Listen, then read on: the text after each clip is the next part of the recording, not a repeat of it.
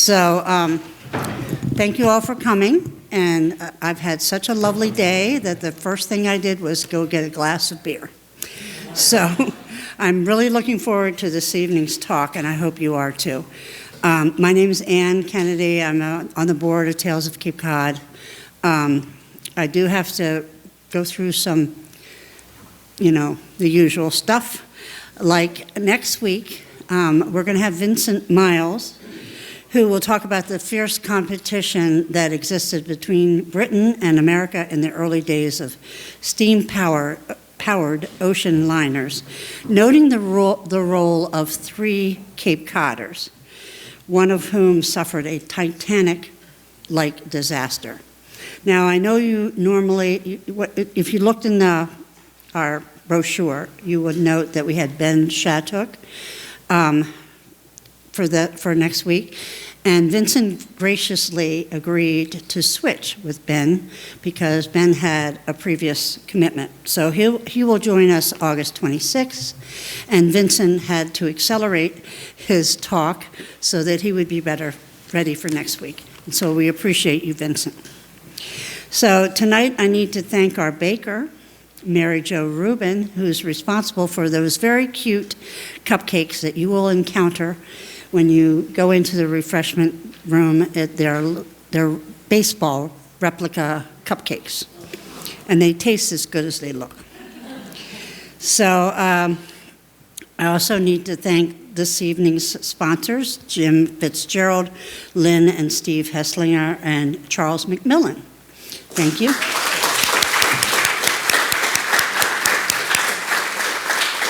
So tonight I am very pleased to introduce our speaker, Ted Reinstein, who's WCVB TV Boston Chronicle reporter.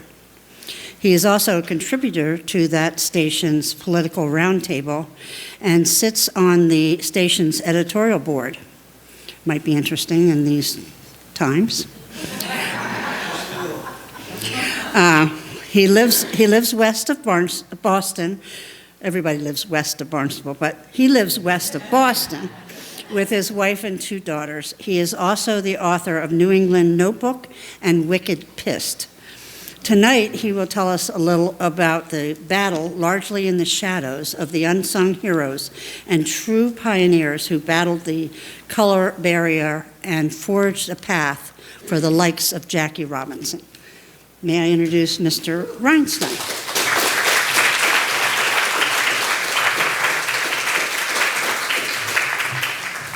Thank you very much, Ann. Thank you.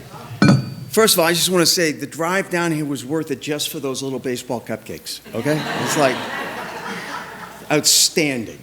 I also realized that it is wonderfully different driving down to the Cape and over the Sagamore Bridge on a Monday night versus a Friday night. It never gets old.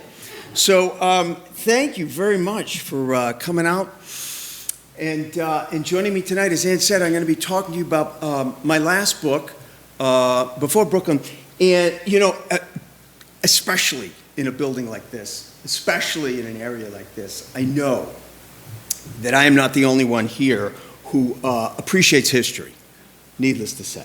And one of the things that has always fascinated me, whether it is been part of a story I've been doing or my own personal reading and research or what have you, but I'm always fascinated that we often think we understand something in history, an event, an achievement, an invention, what have you, right? And we really don't understand it as much as we think we do, right? It goes for all of us. Sometimes it's a question of, often it's not our fault, sometimes it's a question of how things are taught, or just as often how things are not taught, as the case may be, like this. And sometimes it's just a simple factor of time, right? The further you move away from a historical event, the more context you lose that really made that event what it was. And this is a perfect example, breaking baseball's color barrier. I'm going to prove to you that point, that we often think we know an event more than we actually do. I'm going to prove it right now by starting off with a question, which I will throw open to. It sounds like, the number of folks here that I've already talked to who know a little bit about baseball history. So after Jackie Robinson broke the color barrier in 1947, right, who became the second African-American Major League ball player?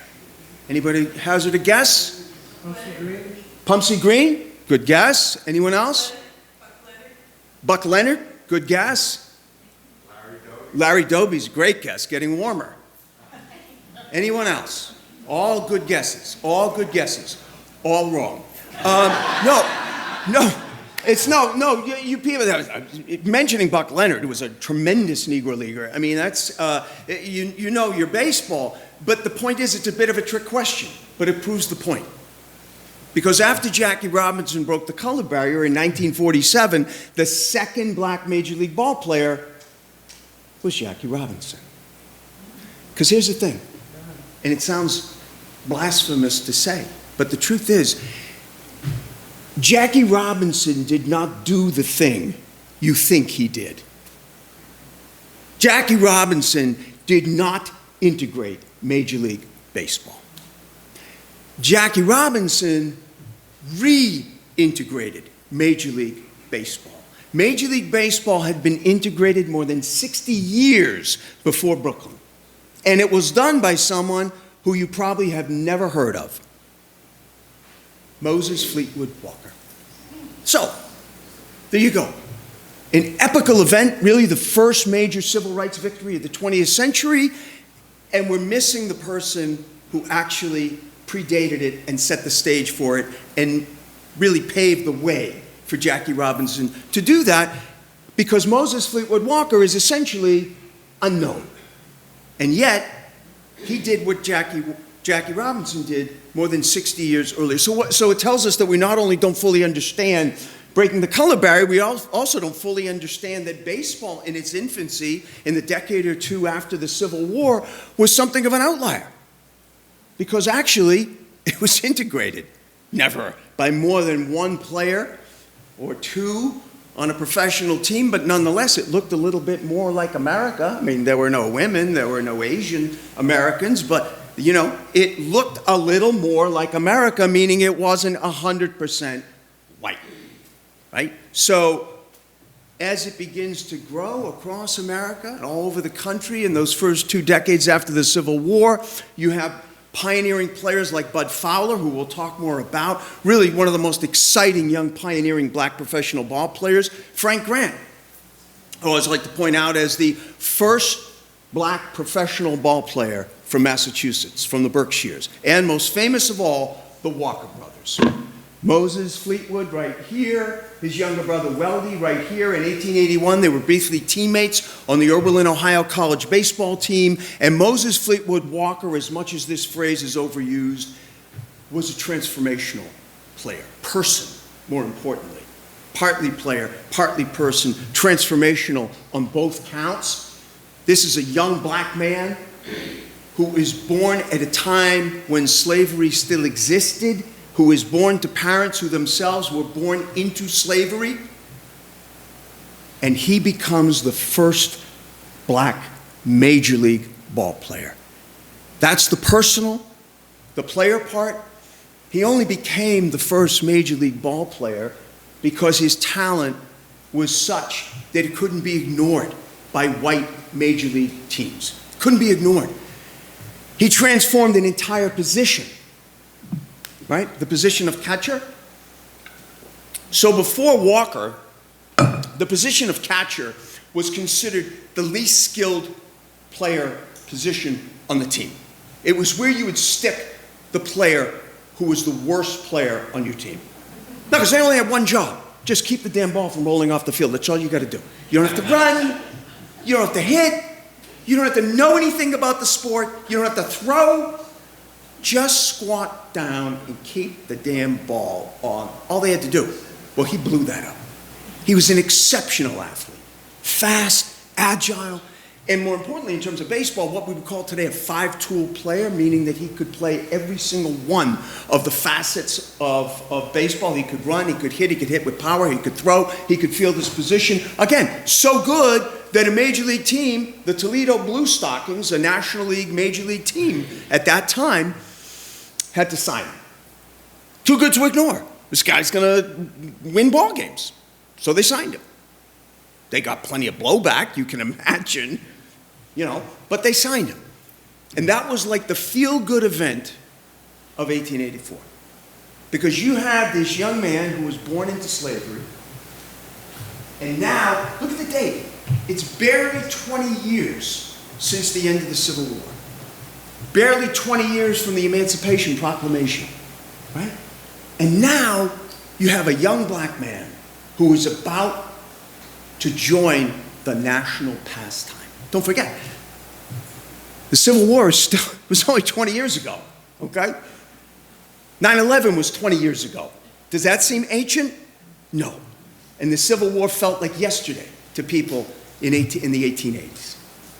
And baseball, in its infancy, this is when that term, national pastime, is coined, because it was seen as this amazing thing. There had been nothing called a major league. There had been nothing of any kind like that was played all over the country. By the way, it grows fastest in the American South, where they're literally clearing fields of rubble left from Sherman's march to the sea in the Civil War.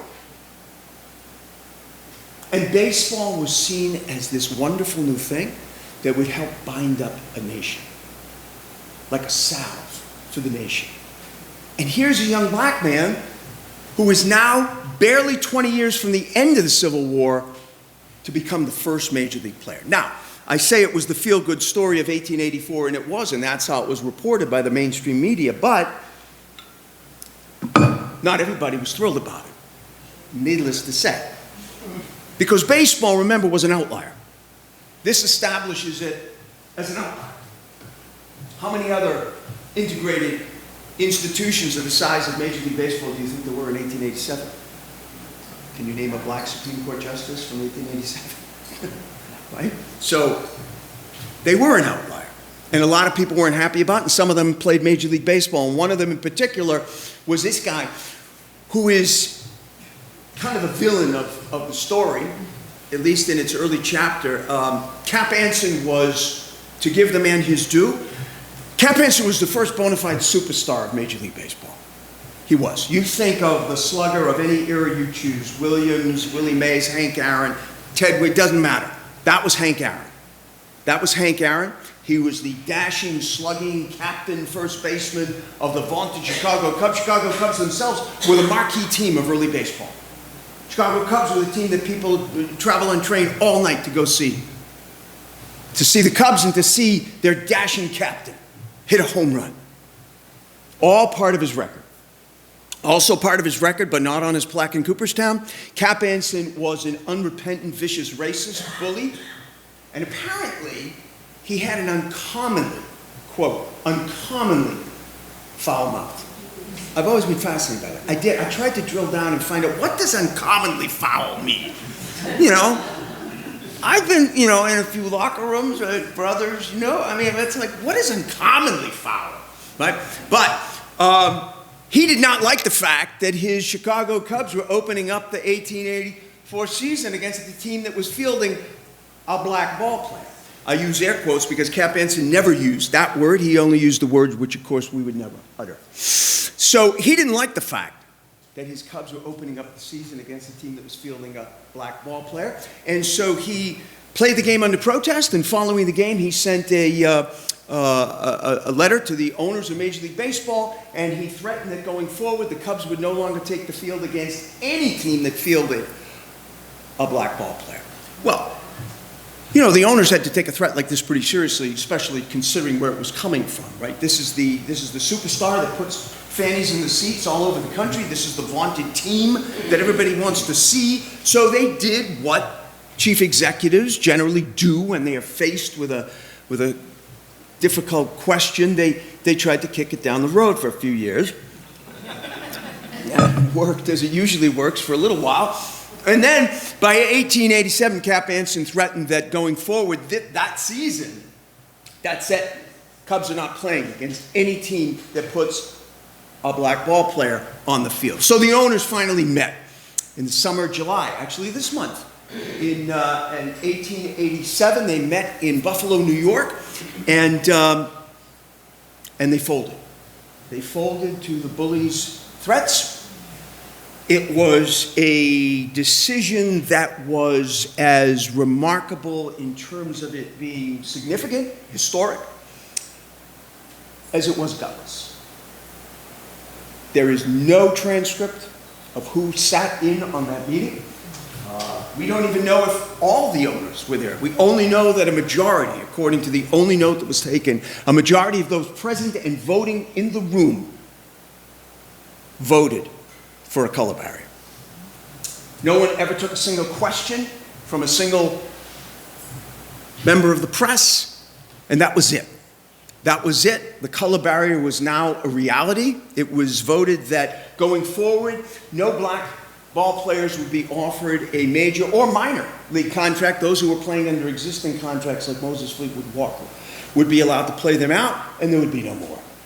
The color barrier was now a reality. You know, I mentioned Moses Fleetwood Walker, and Moses Fleetwood Walker is really an extraordinary story in a number of ways. Not only was he an immensely talented ball player, he went into the Hall of Fame, not this past summer, but the one just before that. In fact, he went in with the same class that included Big Papi David Ortiz, right? And, but that wasn't all that made it remarkable. It was the fact that baseball was his life. I don't mean he liked baseball. It was his life. It was all he did. He never married. No serious relationships that we know of. He just lived to play baseball. He lived to play baseball. There are stories that are fascinating about him, like showing up in a logging camp in the Yukon because he heard that there was a team looking for ball players.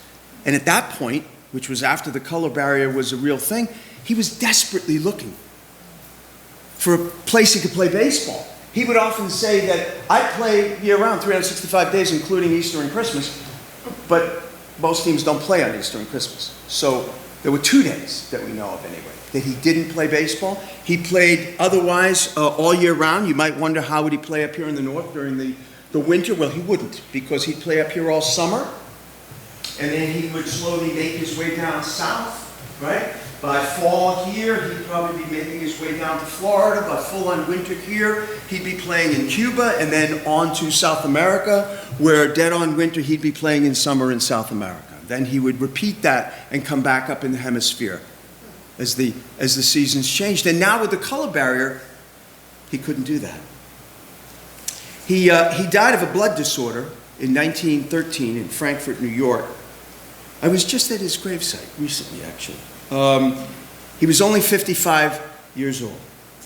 His unmarked grave told not a word of a truly extraordinary life. For years, since the color barrier began to spread in 1887, Fowler had relentlessly fought for a place in organized baseball. Along with all the other early black professional players, he continued to try and play in the shadow of the descending barrier as teams shed black ball players and refused to sign more. Fowler had uncommon talent, we've said. There's no question. But to those who watched him at the time, it often seemed that his greatest talent was somehow seeming to outrun what everyone knew was the inescapable end. You know, you're out. You're out. As if he simply willed himself to persevere, to compete and play and even excel in an increasingly more and more hostile landscape that shed black ball players and refused to sign more. In Michigan, in 1895, Bud Fowler was finally out of options. They all were, but here's the thing about Bud Fowler. This is the last black ball player standing after the color barrier. My skin is against me, Fowler wrote in 1895. If I hadn't been born quite so black, might have caught on as a Spaniard, something of that kind. You never know. Race prejudice is so strong, my black skin just bars me.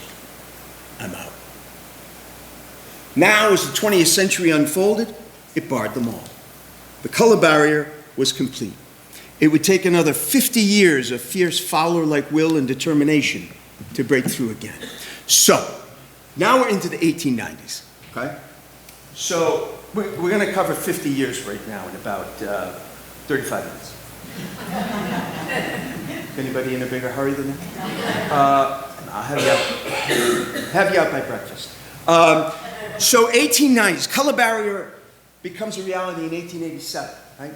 1890s, Jim Crow changes. We said that baseball was an outlier, but now baseball is not an outlier, right? 1890s, I would say the 1890s is like a period when Jim Crow moves in, but on steroids now. I mean, the racism, the segregation had always been there, right? But now it's nationalized and it's legalized. It's state sanctioned. You know, not to tax you with remembering your high school history, but Plessy versus Ferguson starts out as a transportation issue, right? In Alabama, it moves next door to Louisiana. It seeks to bar blacks from riding on public conveyances like trains unless there is a dedicated, colored, as the law put it, car along with that train. And it goes all the way to Supreme Court. Supreme Court finds for Alabama. And this is the famous separate but equal, which was always half true, right? It was always separate, never equal. And now baseball is no longer an outlier, right? Because now baseball has traded its status as a remarkably early pioneering integrated American institution. It trades that for what has instead, you know, is its original sin, right? The color barrier. And now it doesn't matter. It doesn't matter whether you want to play baseball. It doesn't matter whether you want to, you know, which school you want to go to, or go at all, or a job, or get a bite to eat at a restaurant, or stay at a hotel, or which side of the room you line up on to get a drink of water at a public water fountain. Everything is segregated. So baseball is like everything else now. So there is another misconception about this period of time now, right? We're moving from 1900 first to 1920, and then we'll jump to 1945. But, you know, we were talking about how we think we fully understand the color barrier, breaking the color barrier, and we found out, no, actually, there was a big slice of that story that isn't well known. The same is true of this period of time. I think there's a sense that goes along with it, and I completely understand it. If you think that Jackie Robinson was the first black Major League ball player, then you would think that blacks were not playing at a high level and the Major League level until Jackie Robinson. And nothing could be further from the truth. Don't forget, black ball players were set to begin playing Major League Baseball on teams all over Major League Baseball in 1884 with Moses Fleetwood Walker, right? So the talent is there, but the opportunity isn't. Sound familiar? So this period of time, because all that talent is now stunted from going up all the way up to the major leagues, is it playing instead at the highest level they can play at, which is often called an era, I'm sure you've heard of the barnstorming era. This is that era, right? Books, movies. How many of you have seen, I just rewatched it recently. How many of you have ever seen Bingo Long's Traveling All-Stars, right? Yeah, so that gives you a sense of what that period was like. These were the best of the best in terms of black baseball. Right? And they would be driving rickety old buses all over the country. They might sometimes, there are weekends where black barnstorming teams of Wichita are about, dozens and dozens, but there was about a dozen really extraordinary black barnstorming teams. And they might cover 500, 600, 700 miles in a weekend. And they might play 5 or 6 games in a weekend. Morning, afternoon, into the evening until it got too dark, right? All that talent is trying to hook on with about 12 great barnstorming teams, like the Chicago Giants. Rube Foster, who was their best pitcher. Rube Foster is another name that isn't well known, probably should be. Rube Foster is justly remembered today as the father of black baseball. Rube Foster was an incredible pitcher. Texas kid, stood about 6'3", about 245 pounds. It was basically like a left tackle on the pitcher's mound, and threw apparently a horrifyingly fast pitch, fastball. I mean, players, these barnstorming teams, by the way, when I say players, I'm talking about major league players, white major league players, because these barnstorming teams would frequently play and beat major league teams. Major league teams. That's how good they were. And this is an era, of course, when major league players themselves were not making the gazillion dollars they make today. So they were only too happy if they had an off day. You know, they're in Baltimore, and they have an off day, then they're happy to play an exhibition game. And the black barnstorming teams were the perfect foil because they were just as good. So they knew it was going to be a good ball game.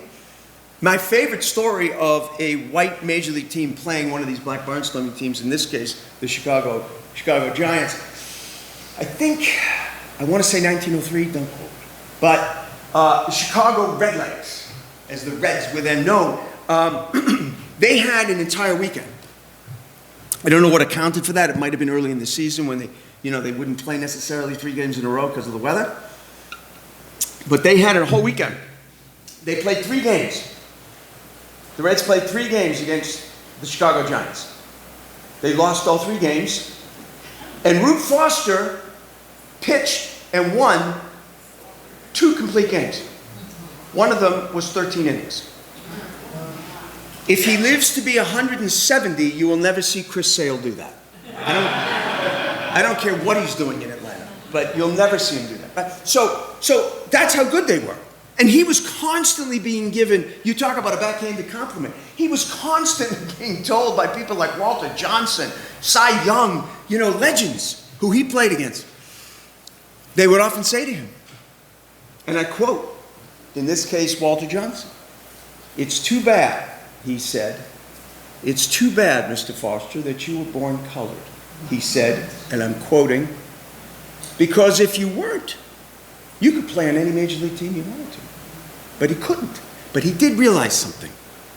Rube Foster was actually as skilled a businessman as he was a ball player. And he realized that although he will never make it to the major leagues, because he's playing into the teens, right? He retired in 1917, and he knows that that's not even in sight. That's not even in sight.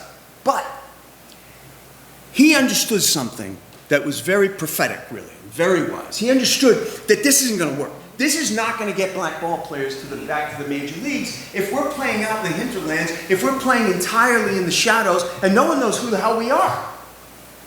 Right? He said, we have to have a league of our own. We have to have a league that white America, it's not blacks that's keeping blacks out of Major League Baseball. It's white America. So he's saying, white America has to understand there is a league that is the showcase, the Carnegie Hall, for black ball players.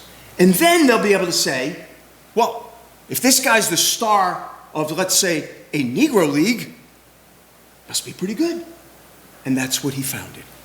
Rube Foster created the single most significant unsung hero in the entire saga to break the color barrier. Without the Negro Leagues, the color barrier does not fall. People have said, wouldn't it have fallen eventually? Eventually, I suppose. But the color barrier fell in 1947.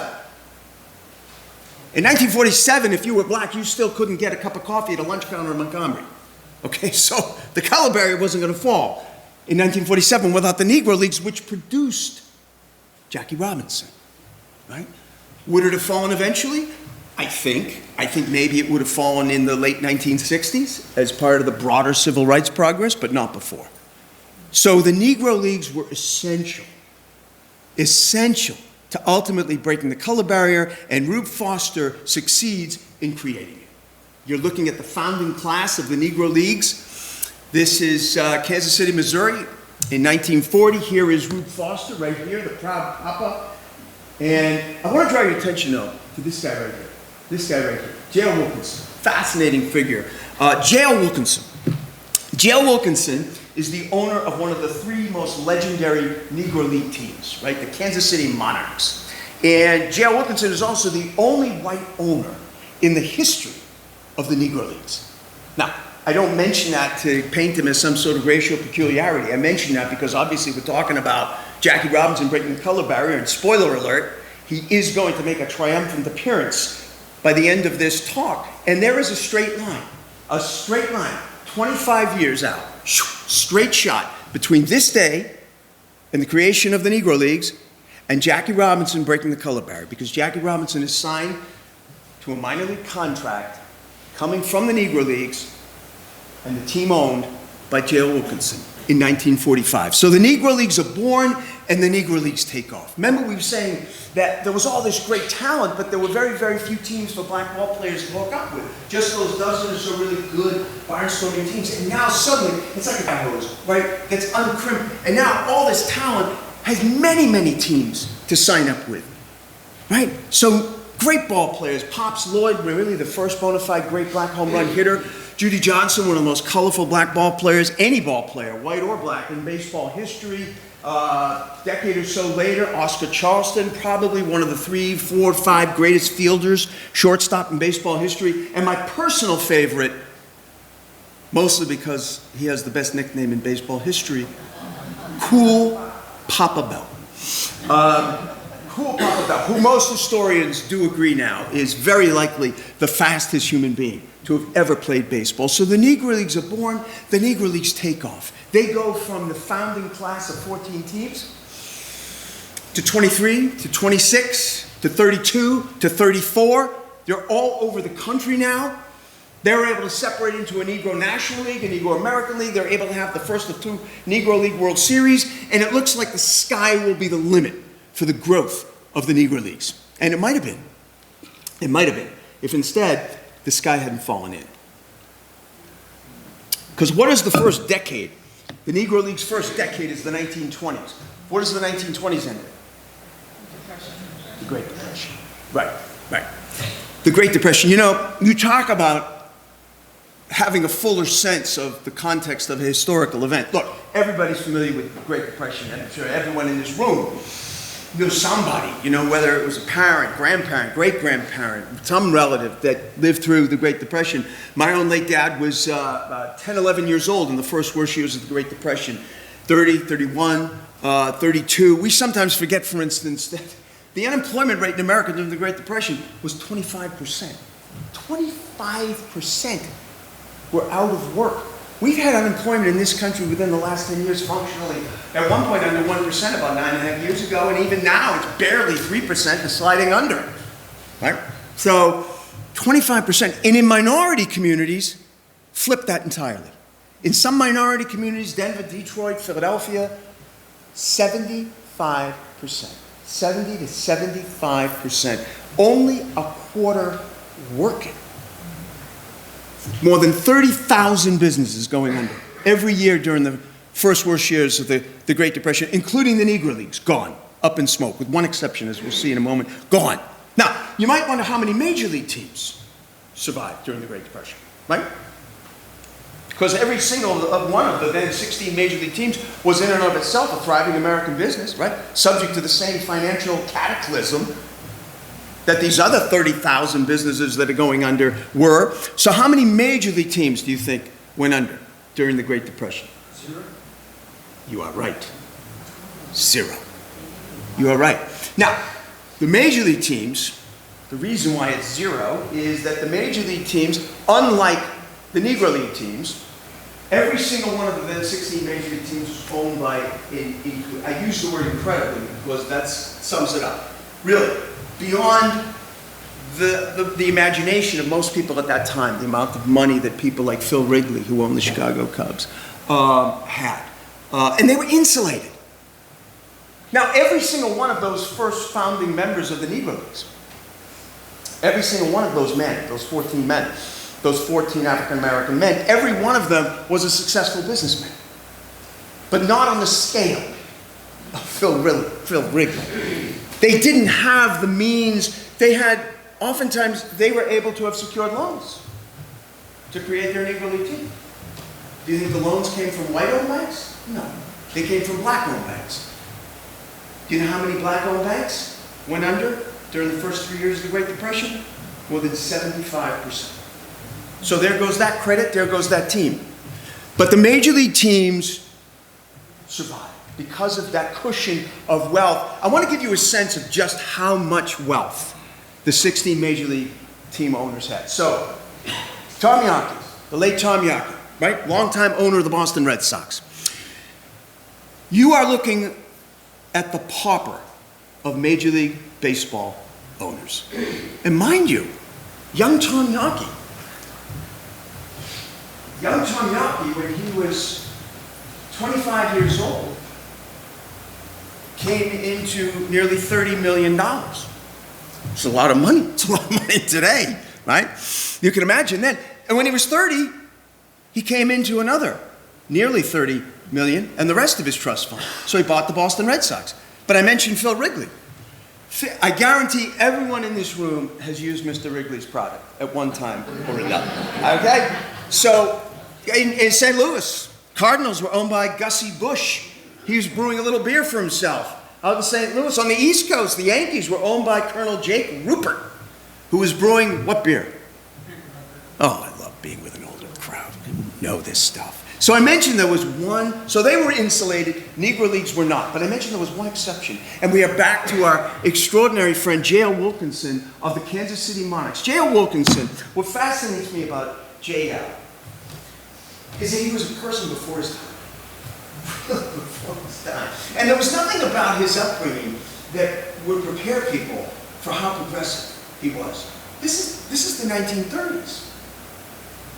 In the late 1920s, he assembled a baseball team that had women. It had 2 Jews. I mean, this guy was not about barriers, right? And he grew up on a farm in Iowa. I mean, there was nothing, but he was always a very progressive person in terms of, I will not be confined by barriers. I'm going to field good baseball teams, and I'm going to field baseball teams that people find interesting and fun to watch. And he did. And when the Depression hit, he told his ball players, I don't want to lay anybody off. I know you're all depending on a paycheck. So he said, here's the deal. If you're willing to play baseball almost every day, all year, I'm going to buy us a couple of buses, and we can travel and barnstorm all around, and I will keep everybody on payroll as long as I can. And he kept his word. There they are barnstorming through Canada in 1933. But this is a wonderful gesture. He was an incredible guy. Never could have done that indefinitely. But fortunately, he didn't have to. Because in the first worst years of the Great Depression, the single most unlikely event in the entire story takes place.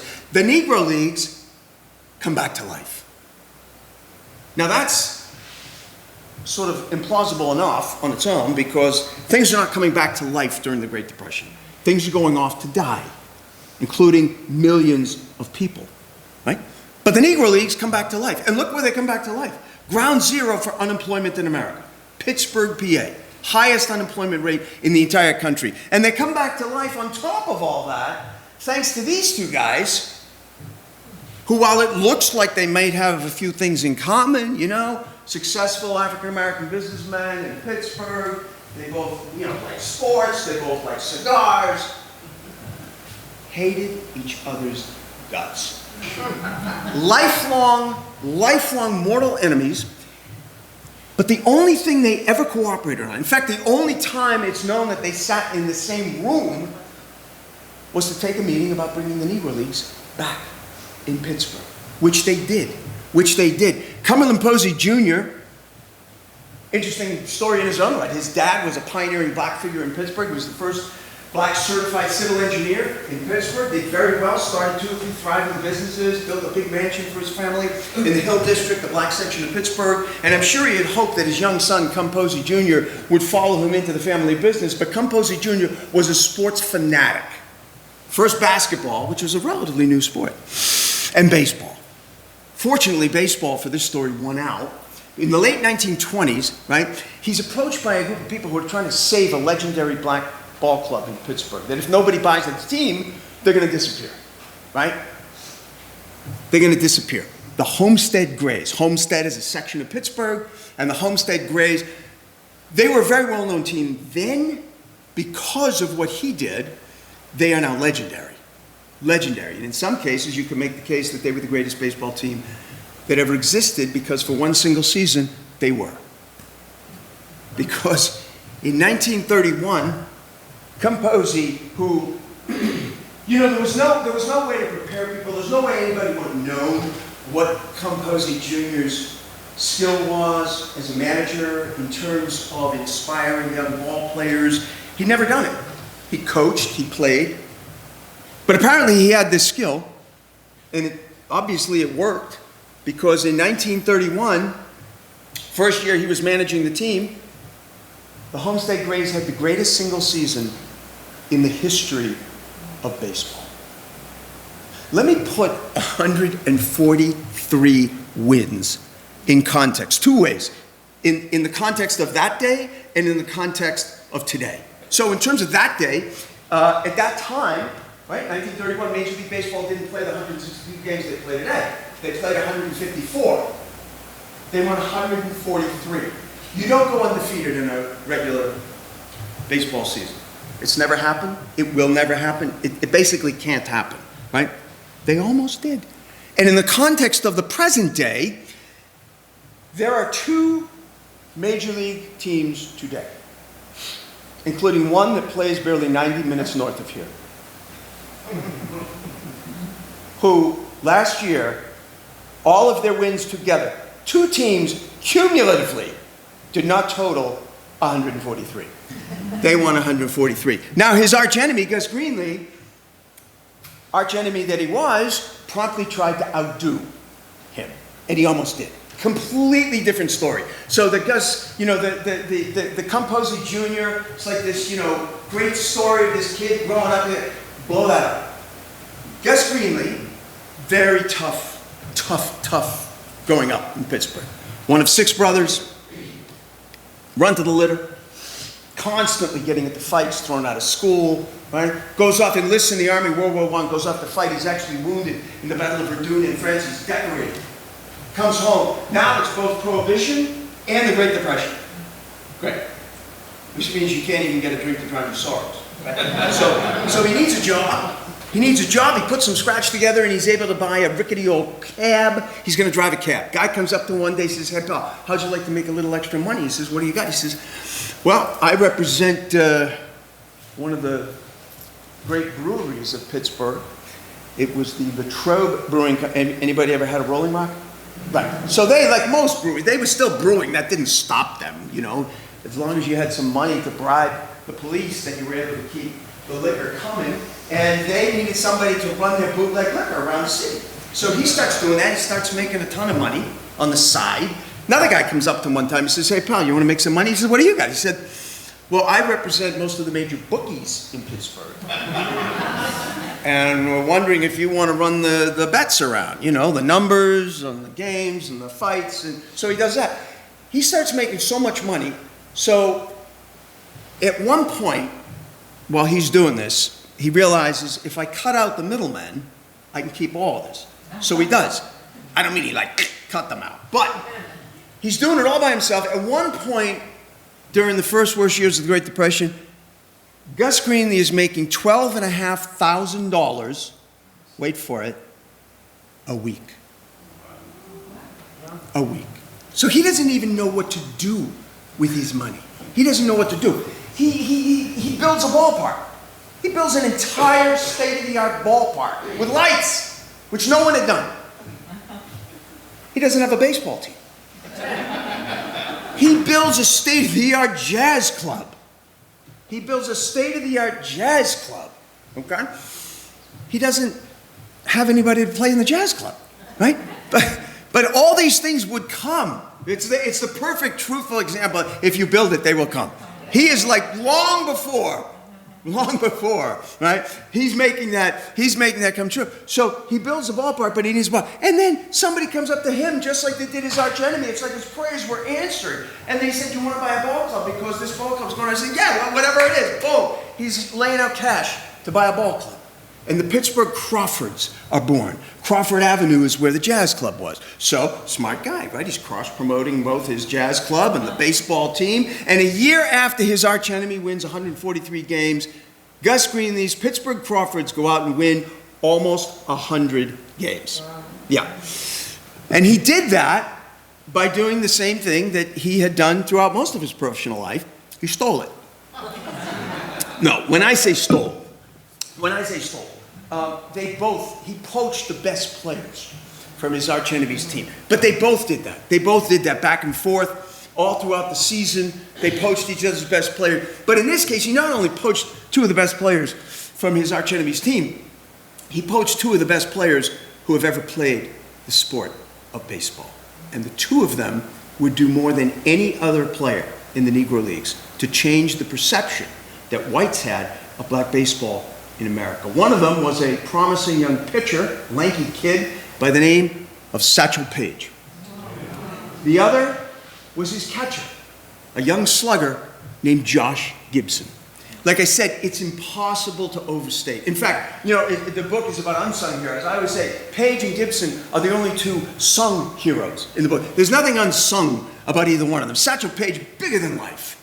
Bigger than life, one of the most quotable Americans who's ever lived, right? In the Hall of Fame. They're both in the Hall of Fame. Both in the Hall of Fame. Josh Gibson, very different though. Josh Gibson, very quiet, very tragic life. Always said, I just let my bat do the talking. He loved it when his friend and sometimes teammates, sometimes roommates, Satchel Paige, would attract all the reporters because Gibson wanted nothing to do with anybody outside after a game. He didn't want to have to talk to anybody, but an incredible slugger. Incredible slugger. May have hit the longest home run ever hit in Yankee Stadium, and known even in his own playing days as the Black Babe Ruth. So that tells you something. My favorite story about Josh Gibson, do you have another minute? Josh Gibson, just before he finishes playing, he meets the real life Babe Ruth. They're together at some function in New York, and Babe Ruth throws his big meaty arm around Josh Gibson, and he says, Mr. Gibson. He shook him, apparently. He said, Mr. Gibson, what a goddamn honor. He said, hey, I understand they call you the Black Babe Ruth. How about that? And Josh Gibson looked up at Babe Ruth, and he said, well, Mr. Ruth, I got to tell you that my people call you the White Josh Gibson. That. But so here's a question though: how do we know so much about the Negro Leagues? I've been going on and on longer than I intended about the Negro Leagues and players like Gibson and Paige. How do we know so much about them? We shouldn't know almost anything about them. They weren't keeping track of their own history. They weren't keeping track of their own records. I mean, you go to Major League Baseball today, you go to the 15th floor of MLB in Manhattan, actually 3 floors. Stats. You can go ahead and do it. Not now. You can Google who did what in the first inning of the first Major League game ever played. You can't do it about the Negro Leagues. Actually, to some extent you can now, which is part of current events, which we can get into in the Q&A if you want, but you couldn't. You couldn't find that out for a long time. You couldn't find that out. They didn't keep statistics. They didn't. These were hand-to-mouth operations. These were teams that were concerned with whether or not they had enough money for uniforms, for bats and balls, for cleats, for a bus, for gas for the bus. They weren't hiring statisticians. You might say, well, what about newspaper? What about the mainstream media? At no time in the entire history of the Negro Leagues. So born in 1920, they begin to peter out, obviously, with the start of February 1947. By 1960, 69, they're gone completely. At no time in that entire 40-plus year history, at no time did a single mainstream American newspaper or print outlet of any kind assign a single dedicated beat reporter to following a single Negro League team. Not even the Negro Leagues as a whole. The only time that a white mainstream newspaper would report on a Negro League game was when a Negro League team played a Major League team. Like in 1939, when Satchel Paige, pitching for the Black Yankees, pitched an exhibition game against the New York Yankees at the stadium and struck out the great Joe DiMaggio 3 times. It shook the whole baseball world. He had never struck out. In fact, it was the only time that he ever struck out 3 times in a game. And that went, today we would say that went viral. I mean, people were like, what? Who is this guy? And that account of that game could be read here, Barnstable, Boston, Boise, Bangor. You get the idea, all over the country. So another question, how? How would that be? How would you be reading about a game that was played at Yankee Stadium and that was played by a Negro League team all over the country? And that was due to second only to the Negro Leagues, the second most vital unsung hero in the entire saga, the black press. It was the black press that was keeping records. It was the black press that was following these teams, all of them. It was the black press that introduced white America to Satchel Paige and Josh Gibson. And that would be the beginning of the first chink in the color barrier.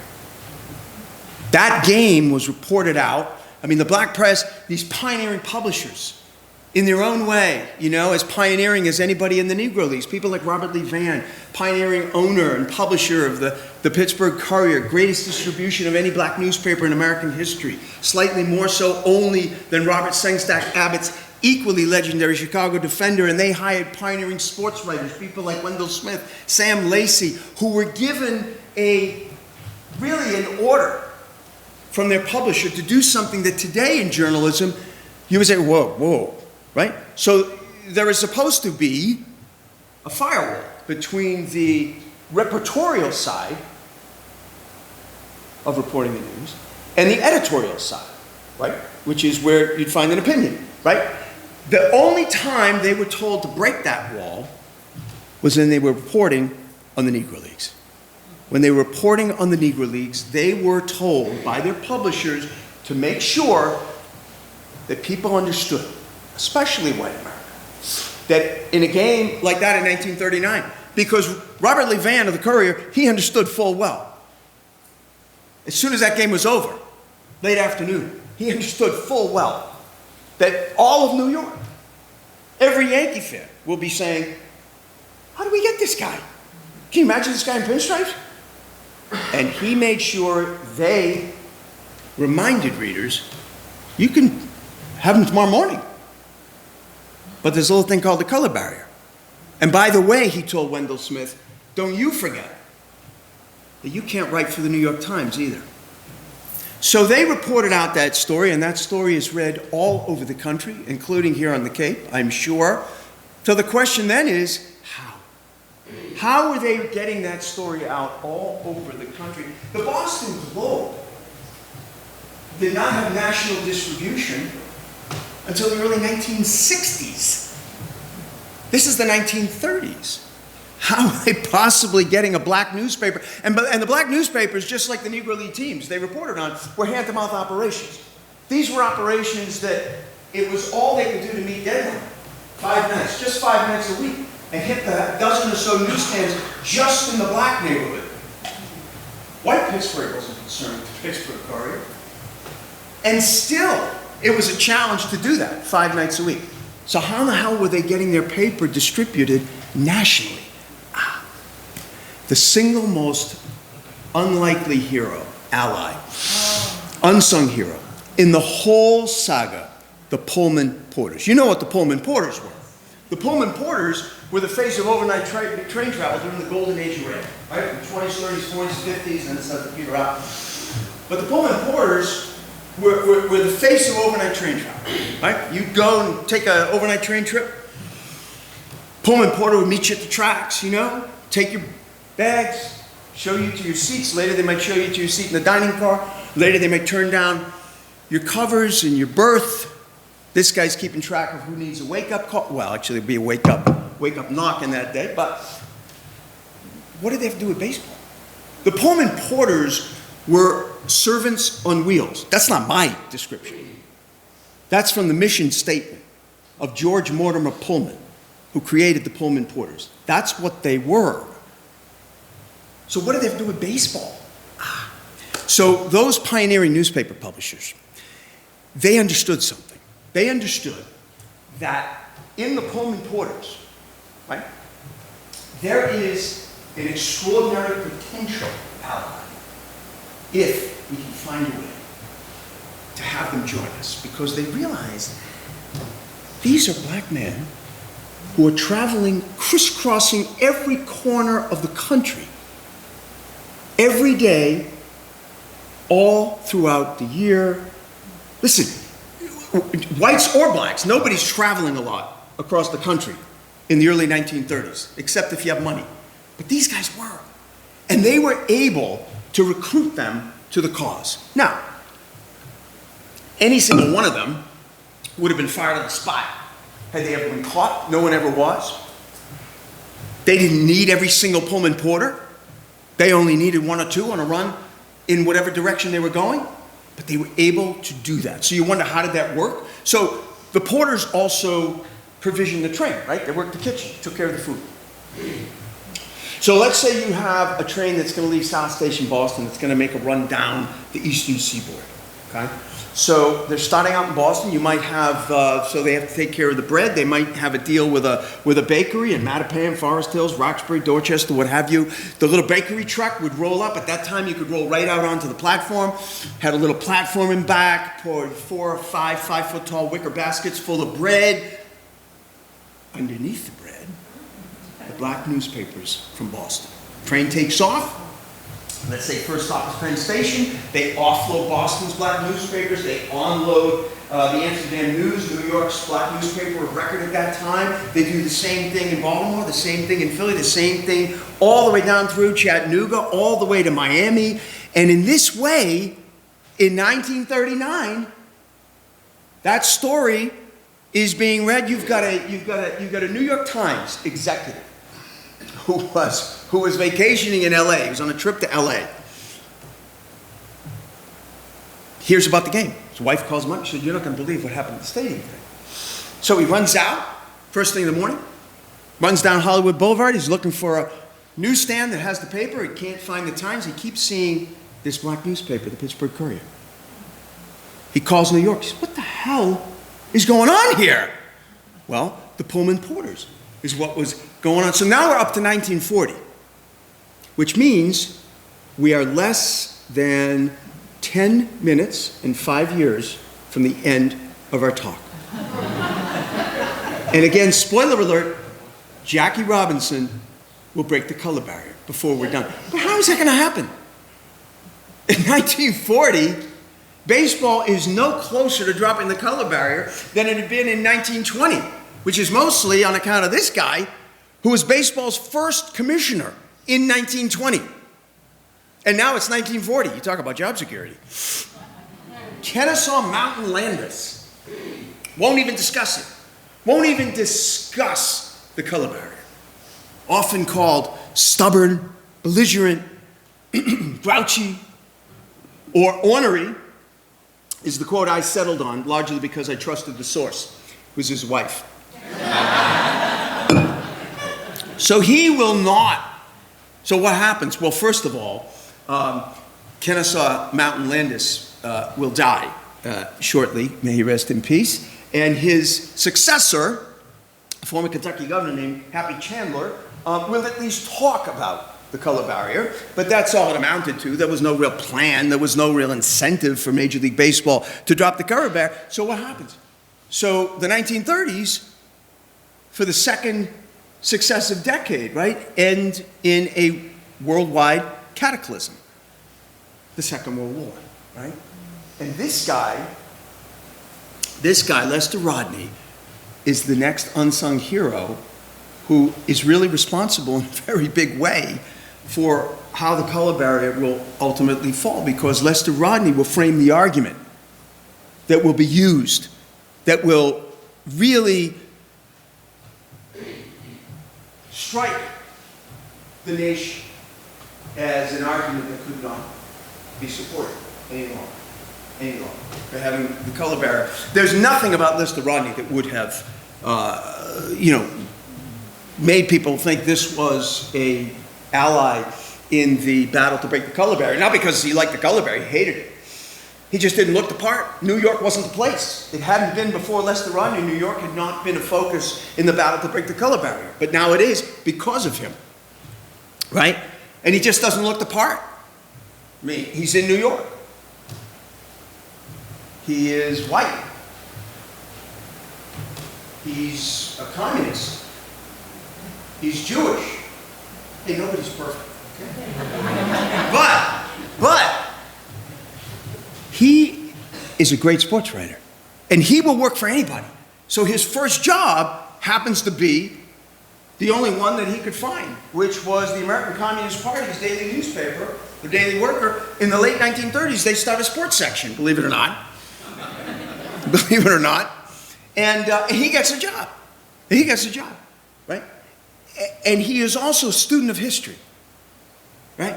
And so he realizes something, that even in the late 1930s, it looks like, because he's following what's going on in Europe, he's following this guy Hitler and what's going on in Germany and what's going on with this guy Mussolini, and what's going on in Japan, and he's following this, and he comes to the conclusion that he said, I don't care what people like Lindbergh are saying about don't get involved, don't get involved. We are going to have to get involved. We are going to have to get involved to save democracy. And he begins reminding his readers of this with a twist, right? So he says, listen, and mind you, this is the late 1930s, right? I mean, America didn't get involved until Pearl in 1941. This is the late 1930s. And he reminds people that we will need to save democracy. Blacks as well as whites will soon be drafted, I guarantee, to fight and die if necessary to defend democracy. But, he said, there's a big difference, because those who are black and who will have just been asked to die if necessary will return to a country where they still can't sit where they want on a bus and they still can't play Major League Baseball. This, if you've ever wondered, is the argument that brought the color barrier down. That's the argument that begins to bring the color barrier down. And listen, blacks fought in World War I, and it was the same equation. It was the same equation.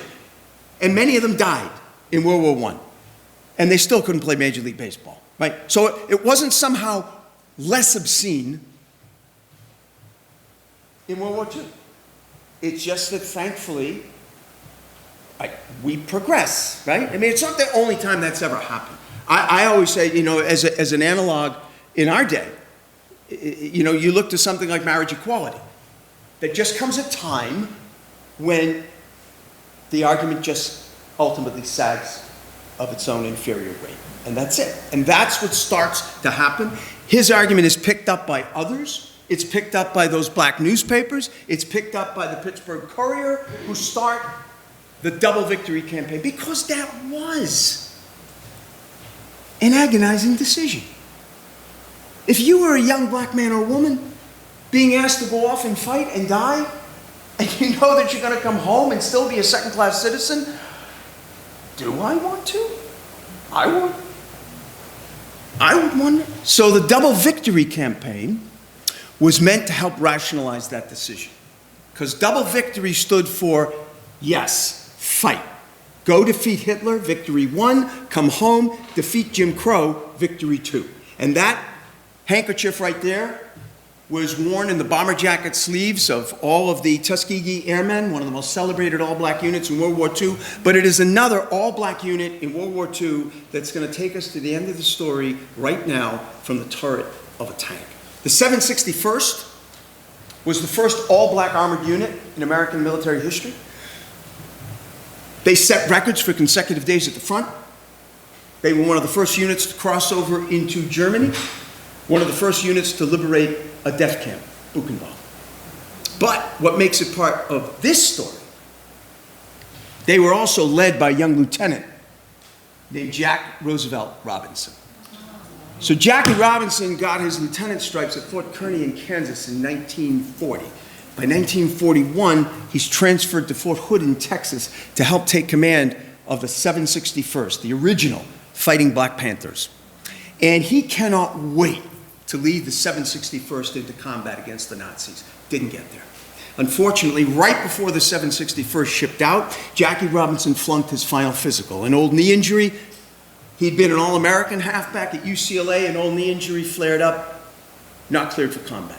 Desperately asks for special permission as a morale officer, special morale officer to accompany the unit. Request denied. The unit ships out without Jackie Robinson. He's crushed. Said it was the biggest disappointment of his life. Unit ships out. Jackie Robinson decides he's going to leave the hospital, going to go back to the base at Fort Hood, back to the Black Officers Club, have a drink to drown his sorrow that night. Fort Hood, even today, one of the biggest military bases in the world. So buses constantly circling the base. He jumps on a bus, takes a seat right behind the driver, front row.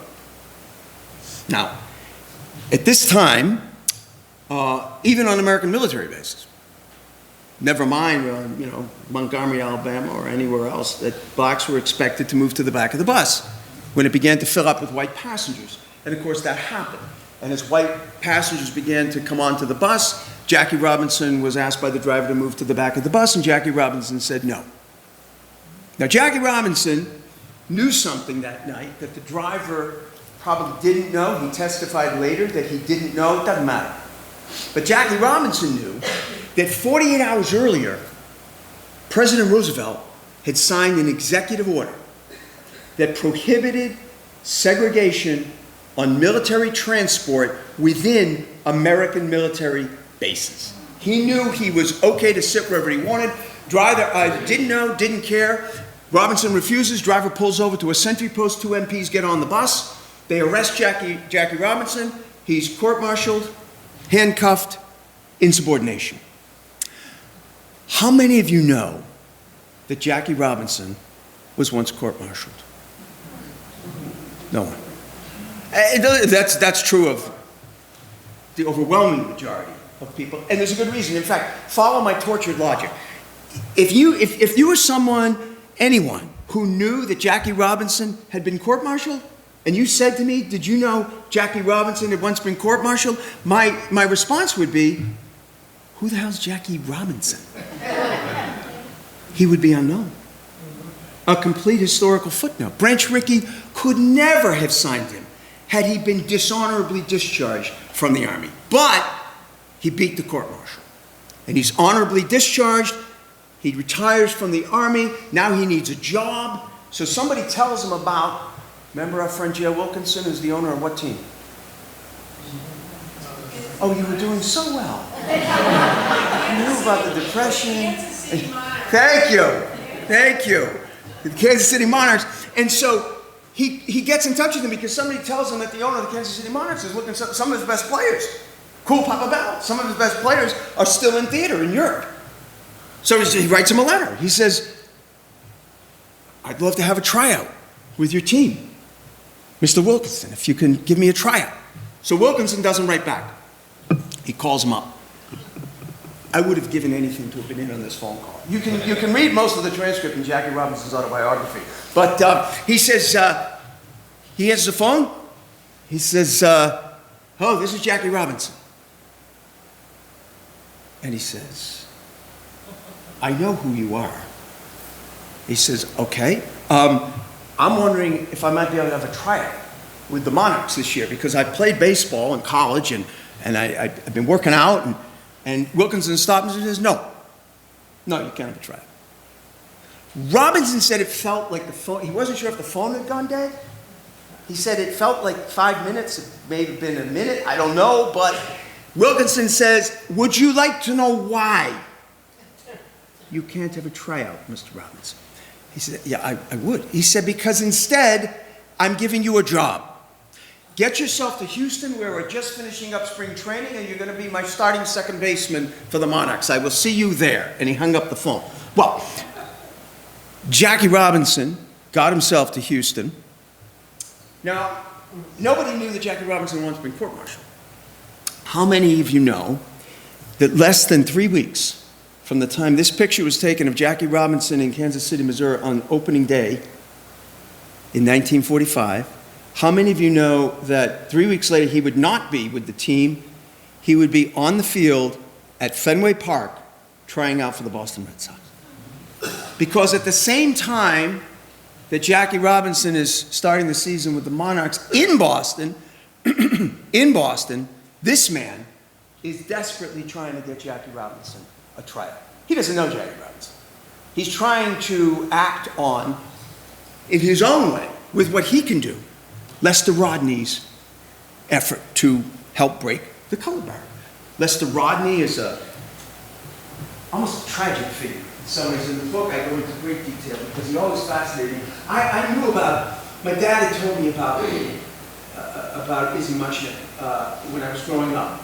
And he always struck people who knew him as a sort of, Don Quixote figure.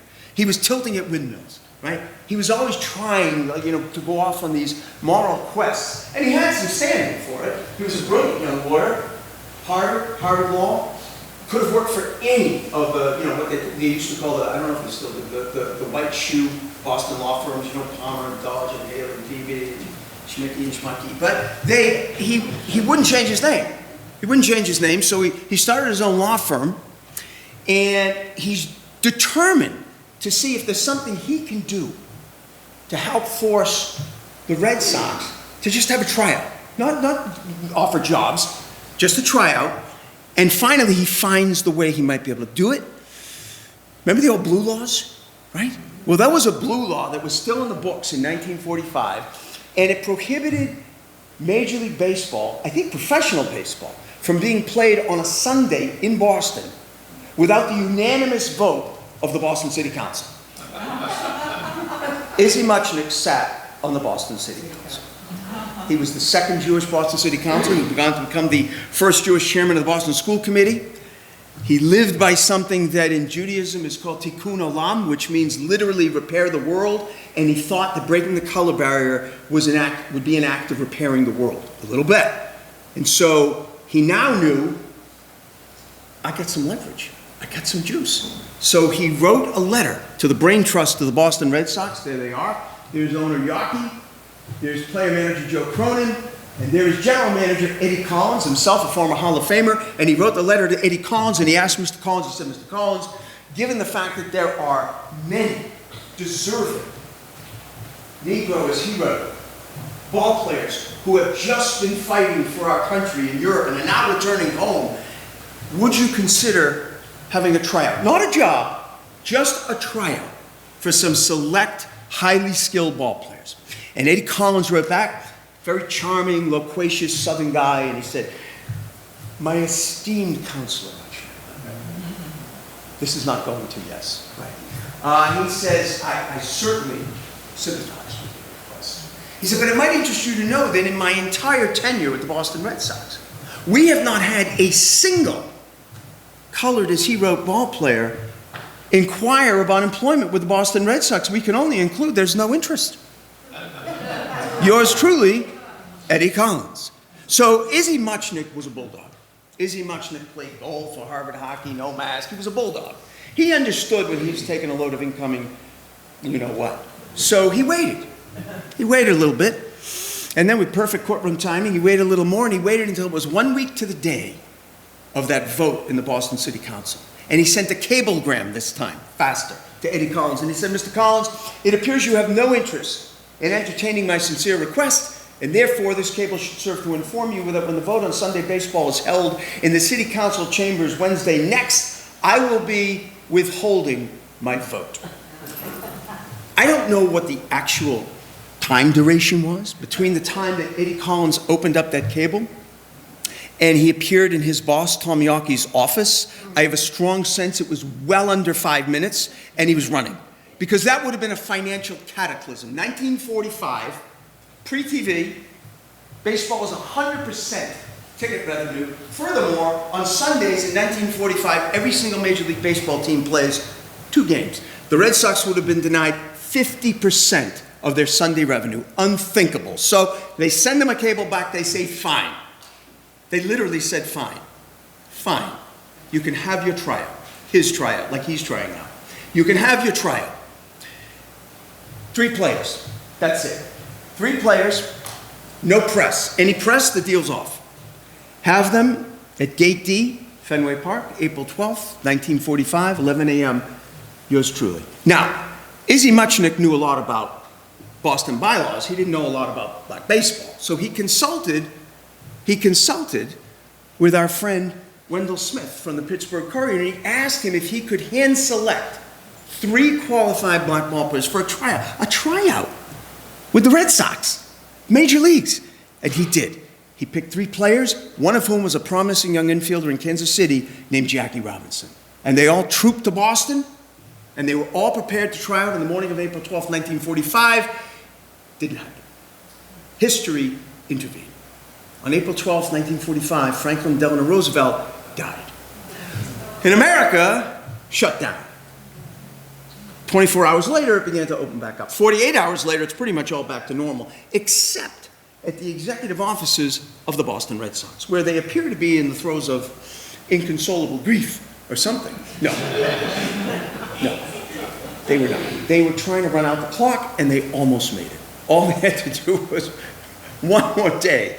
All they had to do was get to Thursday the 16th. All they had to do was get to the 16th when they are scheduled to catch a train to New York, where they will open up the 45 season against the Yankees at the stadium on the 17th. But on the morning of the 16th, the story breaks. White sports writer Dave Egan of the Old Herald American broke the story, wrote it as a letter to Boston sports fans, actually the whole city. He said, "Dear reader, you're not aware of it, but at this hour, there are 3 qualified Negro, as he wrote, ball players who have been promised a tryout with the Boston Red Sox, who are now trying to renege on their promise and skip town." Well, the Red Sox knew they'd have to have this tryout now. So they called up Muchnick. They said, "Get them over here." So they did. They trooped over to Fenway Park. They took the field. They suited up, took some infield, ran the bases, took a little batting practice. Less than 45 minutes later, they were called off the field. Joe Cronin thanked them all very much. He shook each one of their hands. He said, "The Red Sox will be in touch." None of them ever heard from the Red Sox the rest of their natural lives. But you know who was paying rapt attention at that very time that tryout was taking place? A couple 100 miles south in Brooklyn, Branch Rickey.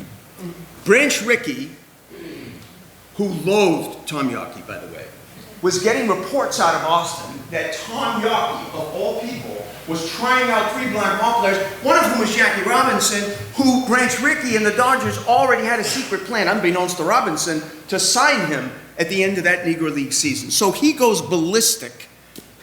Now, we know now, with the benefit of hindsight, if we could have gone back in time, we could have told Branch Rickey to calm down, have another cup of coffee, take a vacation, take 2, take 3, because it's going to take Tom Yawkey 14 more years to break the color barrier. So don't go crazy, But he didn't know that.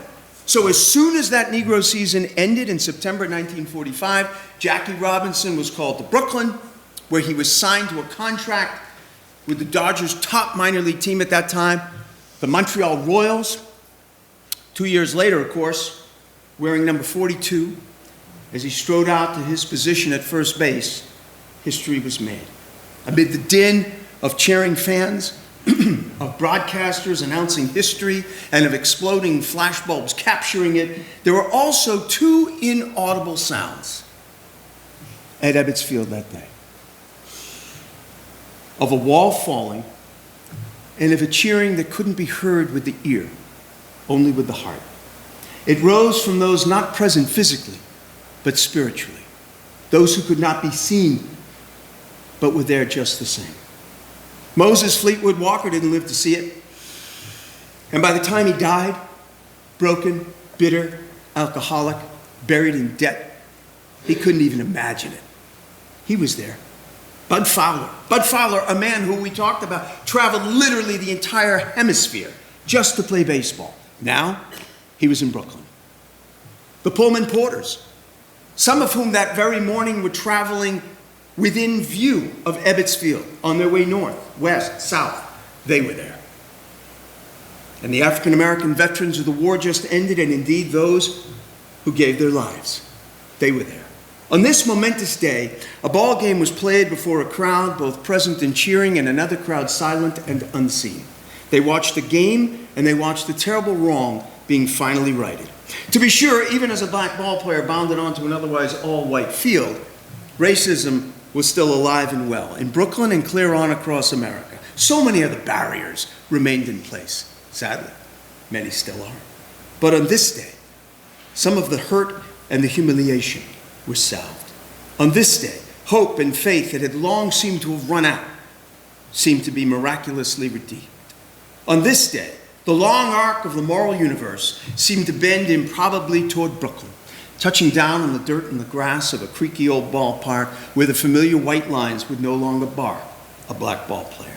And in the bottom of the seventh inning, right there, when Jackie Robinson laid down a perfect bunt and raced toward first base, he was not alone.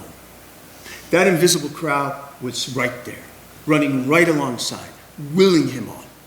And when Robinson sprinted safely onto second base and caught his breath, they exhaled with him. After all, it had been a long, uncertain 60-year journey, and they helped him get there. The next Dodger batter doubled. Jackie Robinson rounded third, and he was home. Thank you. Thank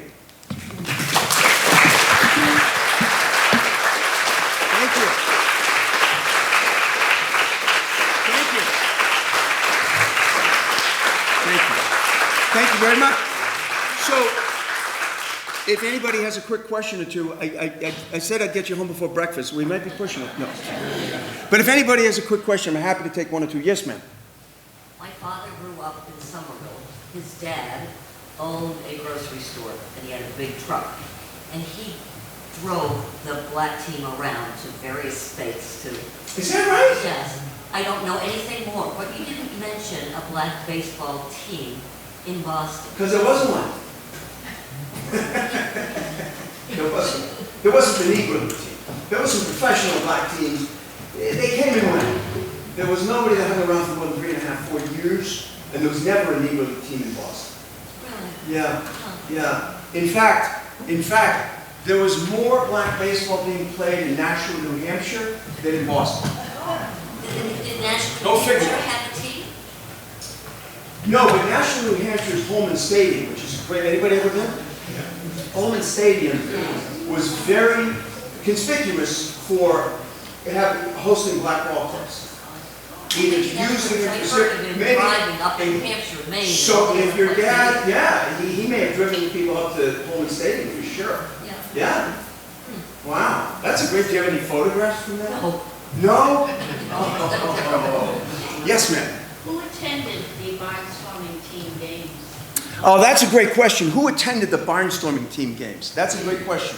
Because if they were two black barnstorming teams playing against each other, then the stands were almost entirely black, right? They were the crowd that knew who these teams were. They followed some of them around. If they were playing a major league team, they would be playing at a much bigger venue because usually the major league team would host the game, right? And then you would have a mixed crowd, black and white. However, that was segregated, right? So you would have the worst seats out in the bleachers, and usually the right field line there would be a rope, and it would say color, right? And I mentioned before about the owner of the which team? All right, everyone's staying after, and there's no recess. The Kansas City Monarchs, remember? Yeah. J.L. Wilkinson, I mentioned before how progressive he was. So one of the great stories about J.L. Wilkinson is that when the Monarchs would be playing even a major league team, right, and they would have the segregated section, he would wait. He would wait until just during the national anthem, and just at the end, he'd run out, he'd put himself in position, and he would rip up the rope, and there was no time to put it back, and people would just sit wherever they wanted. So, crazy guy. Crazy guy. Anyone else? Yes, ma'am. Two other players attended the tryout along with Jackie Robinson. Yes. Sam Jethro and Marvin Williams of the Cleveland Buckeyes. And Sammy Jethro would become the first black baseball player, Major League Baseball player in Boston, because he would be signed in 1953 by the Boston Braves. Anyone else? Anyone else? So, thank you very much. Seriously, I appreciate you coming out.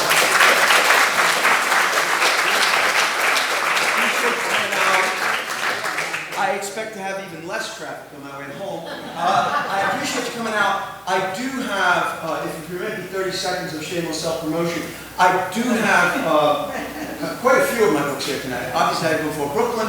I also have my newest book, which just was released this month, Travels Through the Heart and Soul of New England, Stories of Struggle, Resilience, and Triumph. Oh, I remember that. So I have books. If you would like to purchase a book, I would be honored to sign one for you. Yes, you're... Are there any diner stories in that? They're in the new book. Absolutely. Absolutely. I see you've watched the Travel or two of mine. So again, I'll be over here, and thank you so much again for joining me tonight. Thank you.